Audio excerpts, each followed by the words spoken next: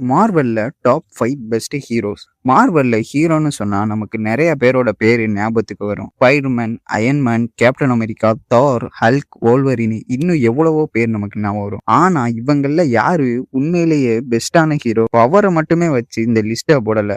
ஒரு ஹீரோவோட character, sacrifice, courage, intelligent, fan impact எல்லாத்தையுமே சேர்த்து பார்த்து தான் இந்த டாப் 5 நான் கிரியேட் பண்ணியிருக்கேன். அதனால இந்த லிஸ்ட்ல உங்களுக்கு பிடிச்ச ஹீரோ இல்லைன்னா வருத்தப்படாம அந்த ஹீரோவோட பேரை கமெண்ட்ல போட்டு போங்க. வாங்க இப்போ நம்ம மார்வலோட டாப் 5 பெஸ்ட் ஹீரோ யார் யாருன்னு பார்க்கலாம்.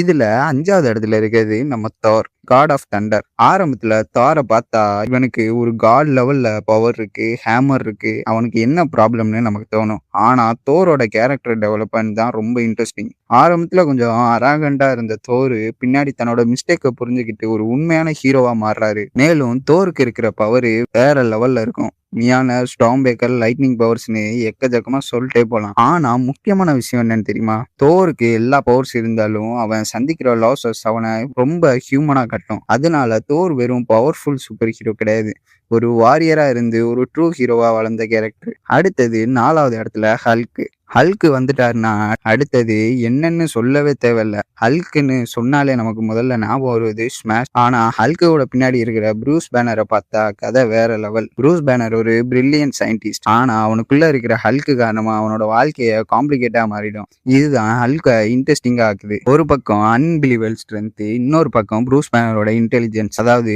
பிரெயின் பிளஸ் பிரவுன், இரண்டுமே ஒரே கேரக்டர் இருக்கிறது தான் ஹல்கோட பிக்கஸ்ட் அட்வான்டேஜ். அதனால ஹல்க அண்டர் எஸ்டிமேட் பண்ணக்கூடாது. அவன் காம இருக்கிற வரைக்கும் தான் நல்லவன். ஒன்ஸ் அவன் கோவம் ஆயிட்டானா இங்க நடக்கிற சீனே வேற. அடுத்ததான் நம்ம 3வதா பார்க்க போறது கேப்டன் அமெரிக்கா, ஸ்டீவ் ராஜர்ஸ். இவருக்கு ஆரம்பத்துல சூப்பர் ஸ்ட்ரென்த் கூட கிடையாது, ஒரு சாதாரண மனிதர். ஆனா அவருக்கு இருந்தது courage, determination and doing that right thing. Captain அமெரிக்காவோட பிக்கஸ்ட் ஸ்ட்ரென்த் என்னன்னா அவர் எப்போதுமே தன்னோட பிரின்சிபலை ஈஸியா விட்டு கொடுக்க மாட்டாரு. பவர்ஃபுல் வில்லன்ஸ் வந்தாலும் கவர்மெண்ட் ப்ரெஷர் வந்தாலும் அவருக்கு சரின்னு தோன்ற விஷயத்துக்காக ஸ்டாண்டா நிற்பாரு. அதனாலதான் கேப்டன் அமெரிக்காவை பார்த்து சூப்பர் சோல்ஜர்ஸ்னு மட்டும் சொல்ல முடியாது, அவர் ஒரு லீடர்.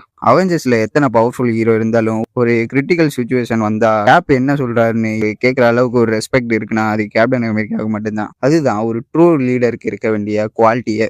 அடுத்ததா நம்ம 2வது இடத்துல பார்க்க போறது அயன்மேன். ஓகே, இப்போ வர்றதெல்லாம் டஃப்பான சாய்ஸா இருக்கும். அயன்மேனை முதல்ல பார்த்தப்ப ஒரு பில்லியனர், ஒரு ஜீனியஸ், கொஞ்சம் ஓவர் கான்ஃபிடென்ட், கொஞ்சம் ஆட்டிடியூடான அந்த கேரக்டரோட ஜேர்னியை முழுசா பார்த்தா டோனி ஸ்டார்க் எப்படி இப்படி மாறினார்னு நமக்கே புரியும். ஆரம்பத்துல தன்னையே மையமா நினைக்கிற டோனி பின்னாடி மற்றவர்களுக்காக சாக்ரிஃபைஸ் பண்ண தயாராகிறாரு. அவருக்கு சூப்பர் பவர் இல்ல, மேஜிக் பவர் இல்ல, ஏலியன் பவர் இல்ல. அவரிடம் இருந்தது ஒன்னே ஒன்று மட்டும்தான், அவரோட மூளை. அந்த இன்டெலிஜென்ஸை யூஸ் பண்ணி தான் ஒரு சிம்பிள் ஆர்மர்ல இருந்து ஒவ்வொரு மூவிக்கும் டெக்னாலஜியை அப்கிரேட் பண்ணிட்டே இருப்பாரு. ஆனா அயன்மேனை இந்த லிஸ்ட்ல இவ்வளவு மேல கொண்டு வந்தது டெக்னாலஜி மட்டும் கிடையாது, டோனி ஸ்டார்க்கோட சாக்ரிஃபைஸ் தான். ஒரு இடத்துல நான் என்னை காப்பாத்திக்கிறத விட என் டீம் எப்படி காப்பாத்துறது அப்படிதான் யோசிக்க ஆரம்பிக்கிறாரு. அதுதான் டோனி ஸ்டார்க்கோட பிக்கஸ்ட் டிரான்ஸ்ஃபர்மேஷனு.